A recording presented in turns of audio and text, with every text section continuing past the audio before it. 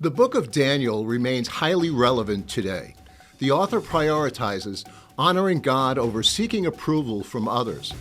The first 6 chapters focus on choices between trusting God and facing execution, while the next 6 present prophetic scenarios where choosing Jesus may mean risking death. Embedded in chapters 2 through 7, God supernaturally weaves a chiasm, or a repetition of similar ideas in reverse sequence, which reveals a foreshadow of nearby days. For the skeptic or non-believer, historical records support the accuracy of Daniel's prophecies, which are hundreds and even thousands of years before the events took place. Join us as we begin this introductory journey in Daniel Confronts, the Seduction of Babylon.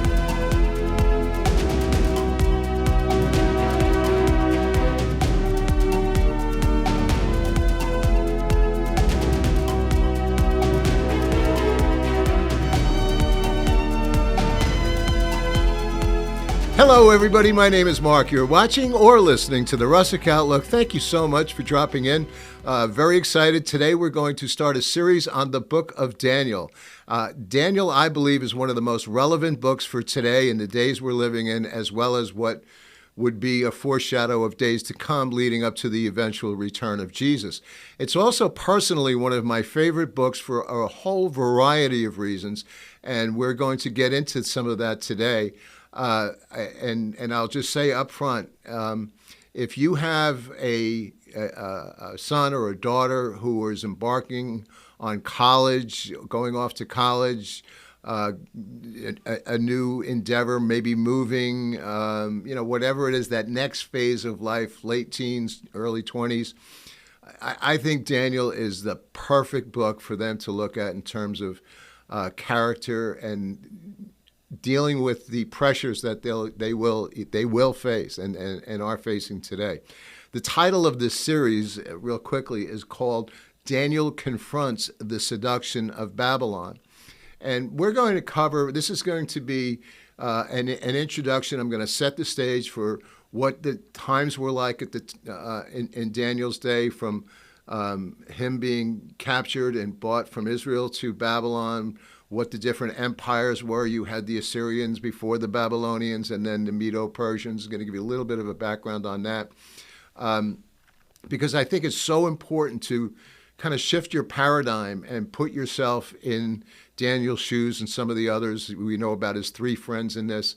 So we're going to cover all of this, and I'm going to break this down, and I think you'll see what I'm talking about in terms of things that may not have been written in the Word, and I'm certainly not trying to deviate from the Word, but just trying to give you a sense of what the times were like in that day, and how we may be able to look at that in today. But before I begin, whatever the platform you're on, I ask, please, this really helps us.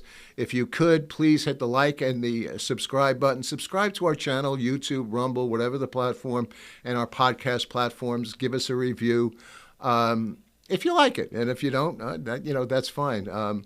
But the mission, from my perspective, is to bring out the veracity and the truth of the gospel of the Bible, and we can absolutely positively trust it as the authoritative word of God. And we're going to cover a number of reasons why, in this specific book, because there are prophecies given hundreds and even thousands of years before events took place, and we can document the specifics just that defy any mathematical plausibility. Last, please go to the RussakOutlook.com, sign up for our email list. We notify you of new things, new happenings. We're going to be doing a teaching in September on the book of Revelation, if you'd like to join our Zoom presentations. And who knows, eventually, once we get through Daniel, maybe sometime later in the year or next year, we'll do the same with Daniel, because these are the two, what I would say, are the bookends of the Old and New Testament that lead towards the return of Jesus and the end of days. And for the Revelation, I always felt like, how do you go through the most beautiful, incredible book ever written and then avoid the closing chapters in Revelation. And I say that because so many people do not understand the book of Revelation. And, it's like reading 19 chapters, getting to chapter 20 and going, no, I don't want to read it. It's kind of bizarre, but it's also the only book where Jesus says that blessed are those who read and take the words of this book and apply it. I'm paraphrasing. And I would say, he doesn't say it in the book of Daniel, but we're going to find so many cross-references, and we're going to see some things as we go through this, that there's a lot of symmetry between Daniel and the Apostle John's writings when he was on the island of Patmos for Revelation. So let's get into this. Again, Daniel confronts the seduction of Babylon. So what I'd like to do is just kind of pave some foundations here. Daniel had strong beliefs and unwavering loyalty. He was consistently guided by the commitment to honor God and satisfy him rather than yielding to the urge to fear or please people. Daniel was removed from his familiar surroundings and placed into a pagan society vastly unlike anything he knew. It was filled with false gods, a foreign language, and very unfamiliar traditions. Let me keep going. So what I would say is the fear of the Lord in Daniel and his friend's case took precedence over the fear of man.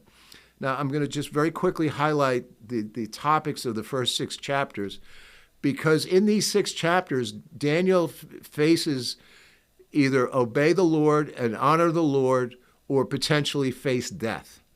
And that's literally, what he was dealing with, and he trusted God. Some of the things I'll outline, if you're a Christian, you're probably familiar with all of this. If you're not, some of these things you will be, most notably chapter 6, Daniel and the lion's den. I think everybody knows about that. But at any rate, chapter 1, there was a diet where he would not eat the king's food, or he and his 3 friends, or drink their wine and whatnot. And they were ordered that they had to. Actually, let me back up a second before I do this. So Daniel was taken from, and I apologize, Daniel was taken from Israel, 605 BC. There were 3 waves where the Babylonian Empire came in and took down the Israelis. And what they did was they brought them back to Babylon. So Daniel and his friends were part of the first wave in 605 BC.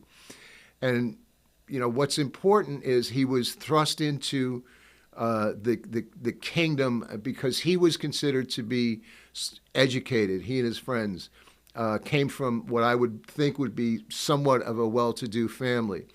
I also believe, it doesn't say this anywhere in the Bible, but with his strength and courage and character, that he had a praying family behind him, that he had parents and maybe grandparents and other family members that really raised him properly. So at any rate, there was that diet that he refused to take, and he went to basically what would be considered the Levitical diet of fruits and vegetables. Maybe some barley and grains could have been in there. And long story short, he wound up, he and his friends, looking better, feeling better, and appearing better than any of the other people in the royal palace. Because he was affluent, he was assigned to the royal palace. Chapter 2, King Nebuchadnezzar's dream. He was the king at the time. He had a dream, and not only did he ask for the interpretation, he wanted his naysayers or his astrologers and priests of the time, he wanted them to tell him the dream and interpret it. They couldn't, actually. Daniel eventually does, but if you got it wrong, you were going to be killed. Chapter 3, he would not worship false gods, thrown into a fiery furnace. Jesus saves him. Chapter 4, he interprets another dream of Nebuchadnezzar, which was not kind there were not kind words to deliver to him, and nonetheless he did. Then he interprets the writing on the wall of King Belshazzar when the Medo-Persians overthrew the Babylonians, and finally the plot against Daniel in the lion's den. My point here is every one of those first 6 chapters, he's facing death, and he chooses to honor God and to do the right thing, which is kind of why I go back to what I said about if you're raising young men and women or coming up to that age or about to head off, Think about college, think about universities, think about the peer pressures. They're not learning a new language, but they're subject to something, especially if they're going to a new city, new culture, new pressures. The professors there, we see a lot of this today. So that's why I'm saying a strong foundation obviously is very important. So the reason I called this the seduction of Babylon is prior to the Babylonian Empire, you had the Assyrian Empire. And what they did was they rose to prominence, and they kept their empire through fear, intimidation, through some pretty gruesome things. It was regular practice to skin people, to chop limbs off, to behead people. So that's how they showed their strength and their leadership, if you will. Babylon, which was the empire that overthrew the Assyrians, had a different approach. So Babylon is near modern-day Iraq, and they had what was then one of the seven wonders of the world, the Hanging Gardens. You may have heard of some of this. Let me just kind of bring you to, there's an artist rendition here on the right, but the city of Babylon was 200 square miles along the Euphrates River. There were 60 miles of walls around the city. They were 300 feet high, 80 feet thick. There was 100 brass gates, 220 high towers. Euphrates was diverted around the city as a defensive moat and under the walls, and then piped into the city as a beautiful river within it. And then rising from the center was a ziggurat, 400 feet high, with a terrace structure with beautiful gardens. And that's, kind of what I show you there on the right-hand side. So a ziggurat is something that you go from this place to this place and so forth, and you build higher and higher. And I'm giving you, obviously, a small scale.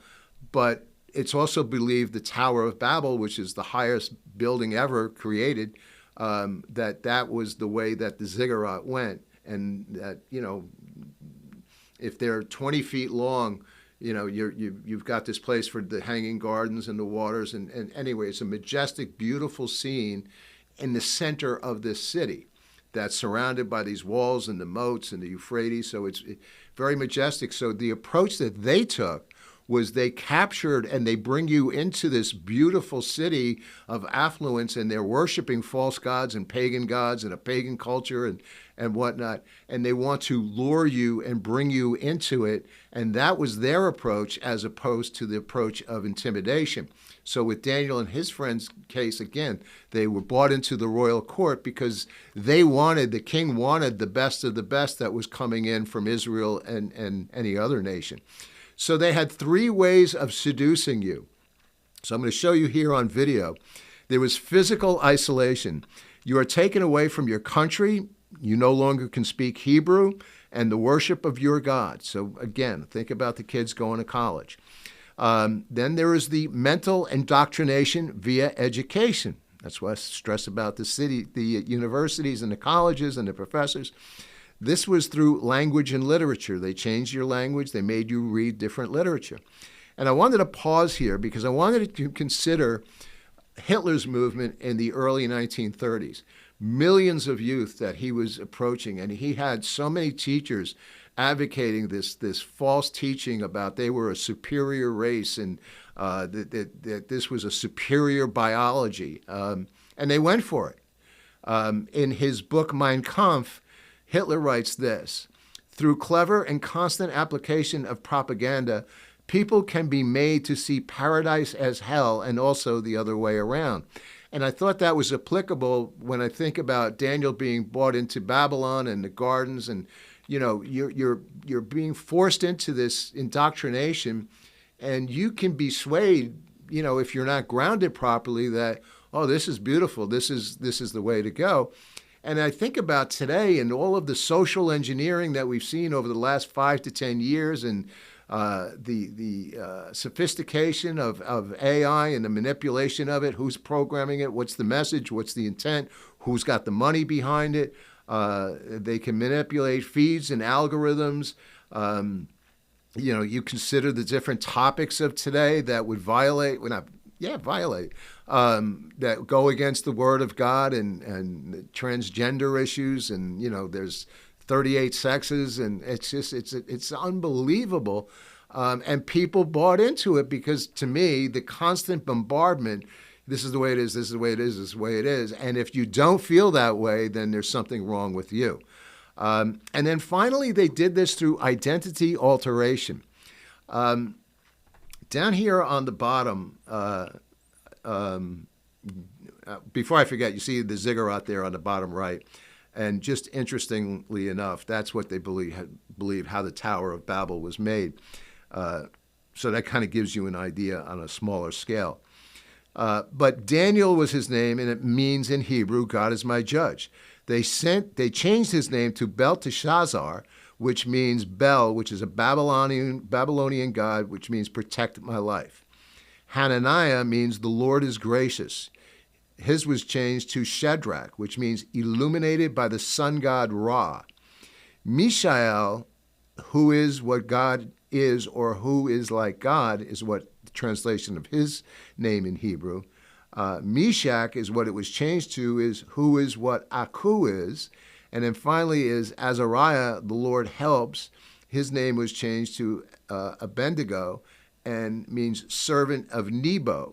So what I find very interesting, and I did this probably a year and a half ago, maybe 2 years ago, a study on Babel, the Tower of Babel, or Babel, however you want to call it, and all of these gods of whom these four are named, you can find reference to in that area, which again is the Fertile Crescent of Babylon and the border of Iran. They're mentioned there or referenced through Genesis 5 for the Tower of, no, that's not right, not chapter 5. Tower of Babel, I got to think about that one. I'm not sure which chapter it is. Shame on me. I'll get it, but you get the idea. I apologize. But at any rate, again, I did a couple videos on this. All four of these gods, you can go back to that beginning when they tried to rise to heaven and supersede God. And then the one who was in charge of these four men in the royal court was somebody named Ashpenaz, and we'll see him in chapter 1. He was master of the king's eunuchs. So that's another thing that just some pressure. It doesn't come right out and say it, but it's implied pretty strongly that they became eunuchs. So these are some of the pressures that were put on these four young men and others, I would imagine. Again, Daniel, was the first to arrive. They served in the royal court. But another interesting point here, when I get to the different names that I say, how they were changed, the names and the identity, 9 different times in this book that Daniel writes, he says, I, Daniel. He doesn't say Belteshazzar. He says, I, Daniel, 9 times. And, when I see something like that over and over again, I believe that's for a reason. So this book covers 70 years of history. Again, Babylonian Empire, it's dominant in the beginning, but then turns to the Medo-Persians. And then one of the central figures is King Nebuchadnezzar. And that means is Nabu protects the crown, and Nabu was the Babylonian god of wisdom. Another name for this book is called the Apocalypse of the Old Testament. So this is what I was getting at earlier, where you have these kind of bookends, Old Testament, New Testament, Daniel, and Revelation, which is why I believe, and I do believe this, that, and I say this humbly, I believe God has given me the gift of teaching, which is what I'm trying to do here, to break this down and give you information that hopefully is presented plainly and succinctly, that you can take it, research it further, don't take my word on any of it, but that you can hopefully then share that with others. So what's interesting about this is, I'll show you again on video, they prophesied about the Persian and Greek empires, which were to come, that you'll see this in chapter 2 and 7. the fall of Alexander the Great and how it would be broken into 4 parts, ultimately ruled by his 4 generals. Then we had the Roman Empire. We'll learn as we go through this that the first coming of Jesus Messiah was prophesied in this book to the exact day.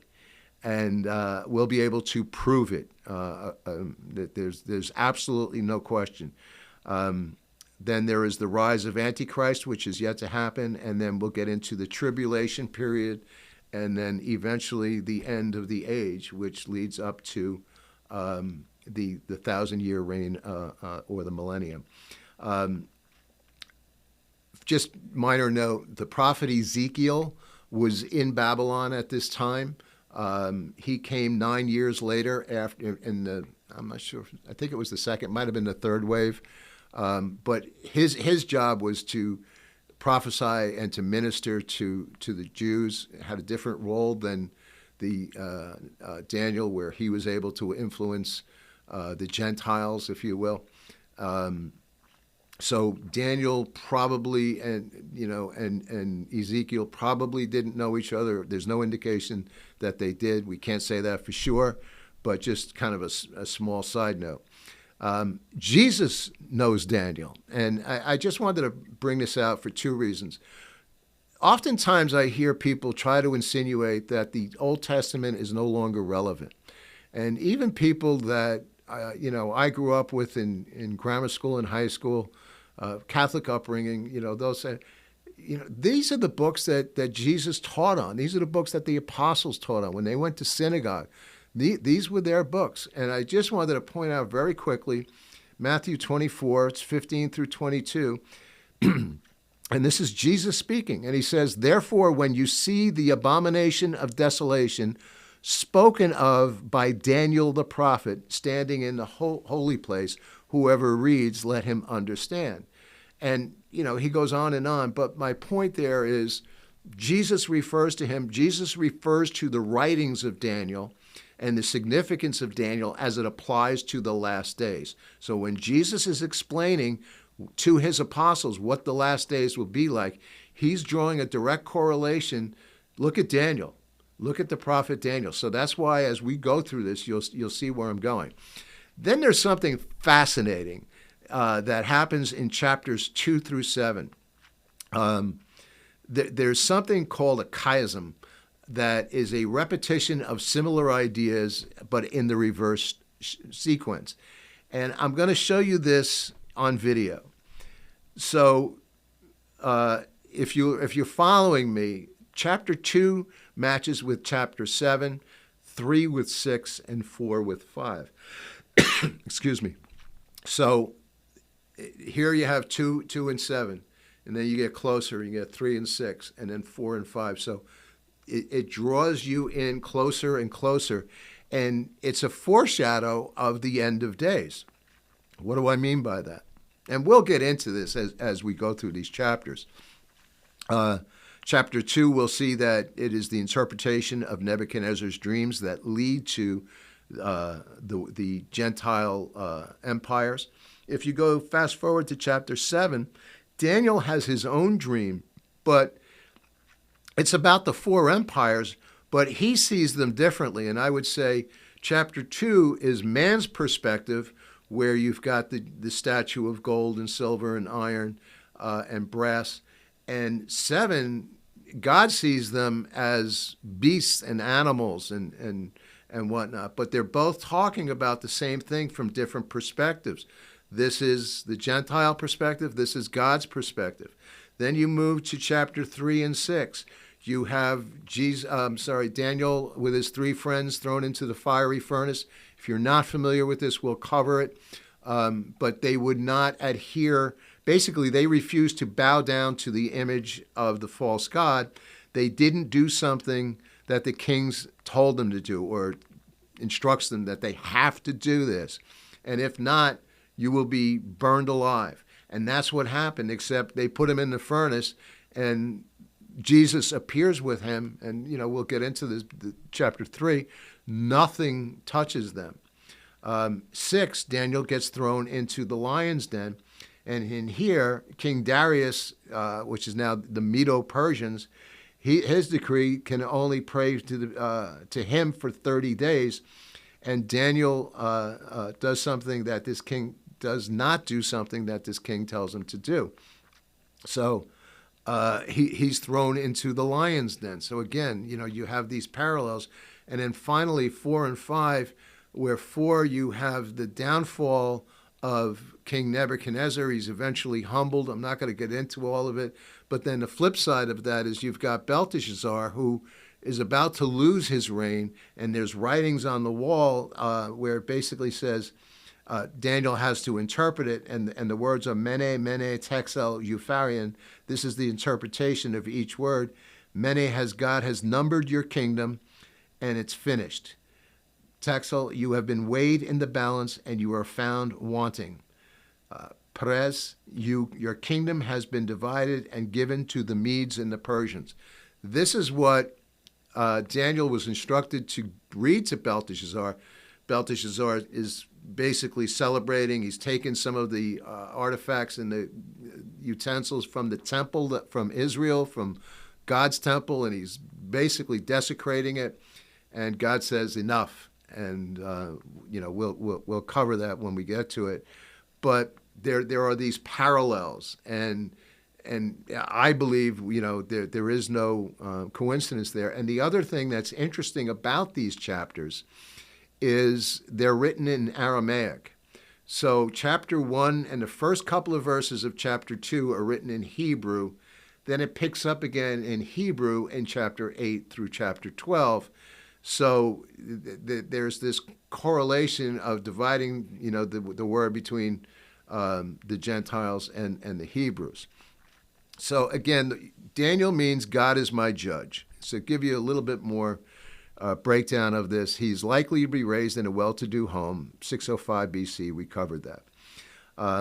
He never returned to Jerusalem after this. He was there in Babylon and Mesopotamia for the rest of his life. He learned firsthand about the rise and fall of the world's most powerful kingdoms, serving for his life in the royal court of Babylon and spending his final years serving Persian kings. His pagan captors singled him out for having incredible wisdom and gifts from God, especially the ability to interpret dreams and visions. So again, this first 6 chapters is broken down into 6 narratives that we've gone through. Then the apocalyptic visions is what the final chapters go through, where we cover the 4 beasts, then the ram and the goat, the prophecy of the 77s, which gets to the prophecy to the exact day of Jesus entering into Jerusalem, and then the prophecies of Israel's future, because eventually this goes beyond after Jesus returns into the 1,000 years. So at the heart of this was the movement of earthly kingdoms. Daniel saw the Babylonian kingdom replaced by the Persians, and then eventually this went to the Greek and the Roman empires, exactly as it happened in history. So this is what I'm saying. If you don't believe or you're skeptical, Jesus prophesied this, or Daniel, gave him the inspiration, and it happened. The most important vision is the establishment of a kingdom that will never be destroyed. That's God's kingdom at the end, when we begin the 1,000-year reign, a kingdom that will crush all those previous kingdoms and bring them to an end, but in itself will endure forever. Through Daniel, God showed the world that what is the kingdom of his Son, the one like the Son of Man, whose kingdom shall have no end. And we see this in chapter 7, 13, and 14. So I just want to give you a little bit of an overview of these prophecies. I'm going to break this down, give you a little bit of a visual aid here. So I show you on the left the dates leading up to it. So Daniel, roughly 15, 16, 17, 18, up until maybe he's 85. So all of these, they refer to, the first one refers to the great statue in chapter 2, which is the times of the Gentiles. Then you have the 4 beasts in the Ancient of Days. This describes the nations and the Antichrist and the kingdom of God. The ram and the male goat goes into the nations and the Antichrist. 77s, the Messiah, tribulation, the future of nations and the future of the Antichrist, and the future of Israel and the coming kingdom. So the themes throughout this are sovereignty, that the sovereign hand of God is over human affairs. Whether protecting individuals dealing with nations that seek to usurp his position or defeating evil forces set to hinder his purposes, God will do as he wills. Obedience, the nature of faith, marks every believer. And we went through this, and this is the example of Daniel and his three friends. Kingdoms. Satan empowers all of the kingdoms of this world. Jesus Christ came in to dismantle Satan's earthly kingdoms and his authority. Since all true power belongs to God, any human kingdom not submitted to God is in opposition to him. This eventually will lead to the end of Revelation, where God judges the nations through rams and goats. Then Daniel charts the rise of the fall of the earthly kingdoms and the establishment of God's heavenly kingdom. And finally, God is omniscient. It is primarily demonstrated in the divine revelations that Daniel receives. God only knows the grand scope of the future, but also the movements and kingdoms right down to their very dreams. This is just an incredibly mind-defying book where God inspires and gives dreams to pagan kings. Nebuchadnezzar was, worshiping false gods, but yet he instilled a vision and a dream into him that nobody could understand or see, that he moved on Daniel, put him in a position where he would not only be honored and glorify God, because all of the other surrounding servants could not know what the dream was or what the interpretation was. And eventually that leads to the prophecy of the coming empires that history documents. And then, again, we'll see this in 7. So God is outside of time, and it's proven time and time again. So we're going to go through chapter 1 here. Daniel and his friends obey God. So we're going to read through this. In the 3rd year of the reign of Jehoiakim, hopefully I pronounced that right, who is the king of Judah. He was the wicked son of Josiah, by the way, who ruled, it says riled here, it should have been ruled, Judah from 609 to 597 BC. He was there for the first plundering of Jerusalem. Then it says Nebuchadnezzar, king of Babylon, came to Jerusalem and besieged it. And the Lord gave Jehoiakim, king of Judah, into his hand with some of the articles of the house of God, which he carried into the land of Shinar, which is another term for Babylon, to the house of his God, and he brought the articles into the treasures of his God. So his God was Bel or Marduk. These were the Babylonians. They were polytheistic. They believed their military victories demonstrates the superiority of their deities and those of their enemies. Moving on to verse 3 in the yellow highlight. Oh, I'm not showing you this. I apologize. Sorry about that. But they were all right. I was reading, but I thought I had it in front of me. Then, now yellow highlight, verse 3. Then the king instructed Ashpenaz, the master of the eunuchs. This is what I said, that he's ruling over the king's court and Daniel, to bring some of the children of Israel and some of the king's descendants and some of the nobles, young men, approximately 14 to 17, in whom there was no blemish, but good-looking, gifted in all wisdom, possessing knowledge, quick to understand, had the ability to serve in the king's palace, and whom might teach the language and the literature of the Chaldeans. And the king appointed for them a daily provision of the king's delicacies, of the wine in which he drank, and the 3 years of training for them, so that the time of the end they might serve before the king. Now from among them were the sons of Judah, were Daniel, Hananiah, Mishael, and Azariah. To them the chief eunuchs gave the names, which we talked about, and I list them here, but we've gone through that. Moving down to verse 8.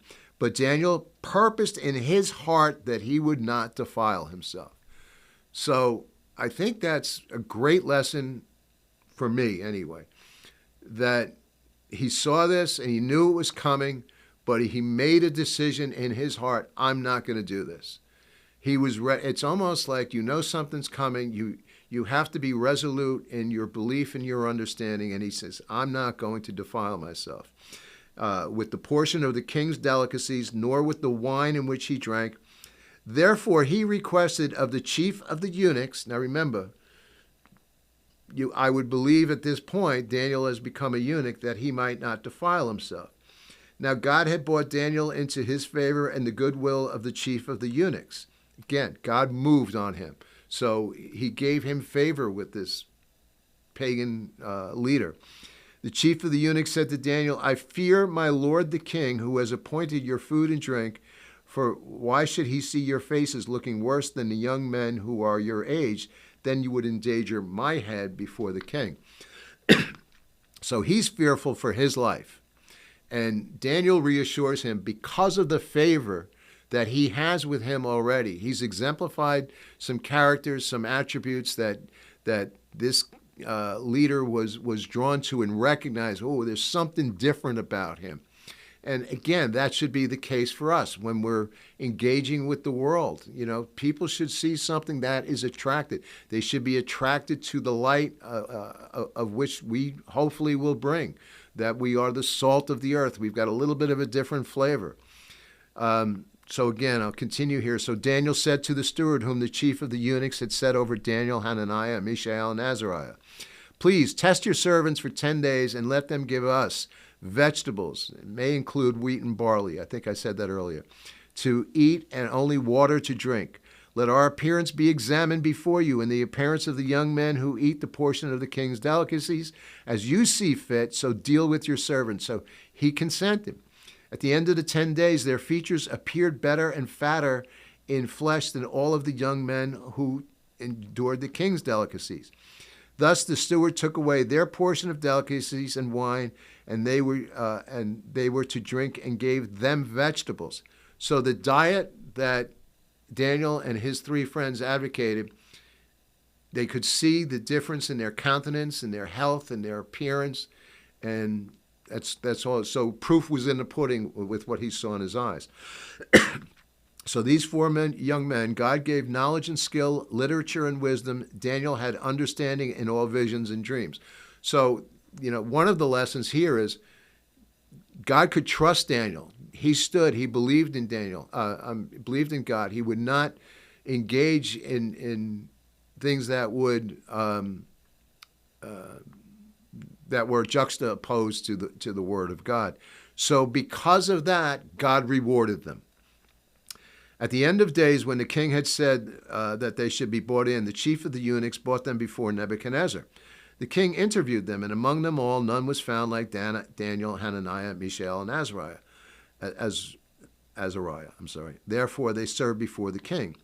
And in all matters of wisdom and understanding about which the king examined them, he found them 10 times better than all of the magicians and astrologers that were in his realm.